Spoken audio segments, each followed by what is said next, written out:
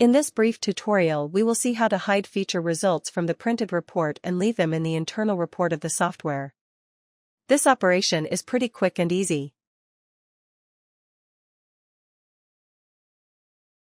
For example, we have measured these features and input the tolerance. In the report, we will see the measured points and the feature's tolerance. We need to print this report, but we'd like to keep only the tolerance results. Here is the simple tip. Go to the object you want to hide. Press and hold or right-click, uncheck the print option. The not printed mark will appear. These measured points will be excluded from the printed report. Let's export the report in PDF format and see the difference. That is the printed report.